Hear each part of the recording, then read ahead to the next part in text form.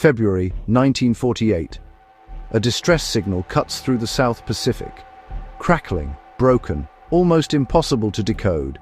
But the operators on two nearby vessels hear it clearly, and they will never forget what it says. SOS, SOS, SOS. All officers, including captain, are dead, lying in chart room and on bridge, possibly whole crew dead. Silence. Then, one final transmission. I die. Static. Nothing. Somewhere on the Strait of Malacca, one of the busiest shipping lanes on Earth, a vessel called the SS Ourang Medan is drifting. No engine, no movement, no response, just a ship, floating in silence in the middle of the day. The rescue teams race toward it. They have no idea what they are sailing into. Let's go back. Because this story doesn't start with a dead crew. It starts with a ship that, according to many historians, should never have existed at all. There is no official record of the SS Ourang Medan being registered, no confirmed port of origin, no verified shipping manifest, no photograph. A ship carrying dozens of human beings with no paper trail.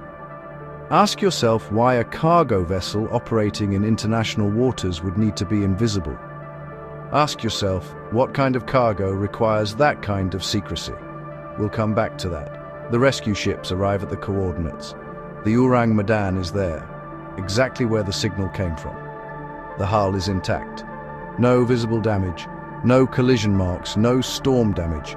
From the outside, the ship looks completely normal, which makes what happens next so much harder to explain. The rescue team boards. The first thing they notice is the silence, not the natural quiet of an empty vessel. Something else. An absence, a heaviness, like the air itself has changed. They move through the corridors. The lights are off. They use torches, moving slowly, calling out, no answer. They find the first body on the outer deck, then another, then another. By the time they reach the bridge, they have stopped counting. Every single member of the crew is dead. But that is not the disturbing part. This is. Not one of them has a visible injury, no wounds, no blood, no signs of a struggle, no signs of illness. They are simply dead where they stood, where they sat, and every single one of them, including the ship's dog, is frozen in the same expression, eyes wide open, mouths open, arms raised, as if shielding themselves from something, faces locked in absolute pure terror. Whatever they saw, it did not give them time to run. Whatever they saw, it killed them where they stood. And whatever it was, it left no mark on their bodies. The rescue team stands in the silence. Some of them will later say it was the eyes that broke them. Not the death, not the smell, not the sheer number of bodies, the eyes open, staring at nothing, at something that is no longer there. They looked like men who had seen something that the human mind is not built to survive. There is one more body that the team almost misses. The radio operator, the man who sent the final transmission. I die. He is slumped over his equipment, his hand still touching the Morse key, and his face, like all the others, is locked open in an expression of complete and total horror. He knew.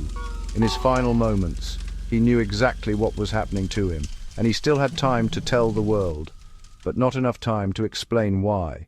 The rescue team makes the decision to tow the Ourang Medan to port. They attach the lines, they begin to move, and then the ship catches fire. No warning, no explosion first, no visible source, just fire. Suddenly, everywhere below deck. The flames spread so fast that the tow lines have to be cut within minutes. The crew evacuates. They watch from a safe distance as the Ourang Medan burns. And then, before the fire can even fully consume it, the ship explodes. A massive, violent detonation that sends debris across the water. And within minutes, the SS Ourang Medan is gone, beneath the surface, taking every body, every piece of evidence, every secret, to the bottom of the sea. Now think about that timing. A ship with no records, a crew killed by nothing, a rescue team that found the evidence, and then Before anyone can bring that evidence to shore, the ship destroys itself. You can call that a coincidence. Some people do. The theories. The most popular scientific explanation: toxic gas. The Ourang Medan, if it existed, may have been smuggling unstable chemical cargo, specifically a mixture of potassium cyanide and nitroglycerin, improperly stored, possibly leaking. In a sealed ship hold, the fumes alone would be lethal and invisible. They would kill quickly. They would leave no marks on the skin. They would cause muscle spasms that could freeze a face into an expression of agony. And, crucially, unstable nitroglycerin could explain the explosion. It is a logical theory, clean, scientific, satisfying, except for one thing. If the ship was carrying illegal chemical weapons cargo, that explains why there are no records. It also explains why certain governments may have been very motivated to ensure that ship never reached port, which makes the fire and the timing of the explosion feel a great deal less like an accident. Other researchers point to something older. In the late 1940s, the Strait of Malacca was a corridor for the remnants of wartime black market networks, Japanese, American, Dutch, moving things that weren't supposed to be moved, biological agents, experimental materials, things that had been tested on human subjects during the war and never officially acknowledged. If the Ourang Medan was part of that network, well, its disappearance wasn't a tragedy, it was a solution. And then there are those who refuse to accept any conventional explanation because of the eyes, because no known chemical agent, no gas, no poison, no biological weapon produces that specific effect, that frozen look of absolute terror in every single victim simultaneously. Because whatever those men saw, they all saw the same thing, at the same time, and it killed every one of them. There are things in the deep ocean, things in the open sea. Old sailors knew this. They wrote warnings in the margins of their charts, "Here be monsters," not because they were superstitious, because some of them had seen things they couldn't name. The Ourang Medan does not appear in any official maritime registry. The Lloyd's of London shipping records contain no trace of it. The Dutch Colonial Shipping Authority, which controlled those waters in 1948, has no record of the vessel or the incident. It exists only in newspaper reports, in second-hand accounts, in the testimonies of men who swore they were there, a ship, a crew, a horror, and then nothing. Every year, maritime historians look for it, for a wreck, for a manifest, for a single official document that confirms the Ourang Medan was real. They find nothing, which means one of two things is true. Either the ship never existed, and the entire story is a fabrication so detailed and so consistent across multiple independent sources that it raises more questions than the mystery itself. Or the ship existed, and someone made very sure that it didn't. I die.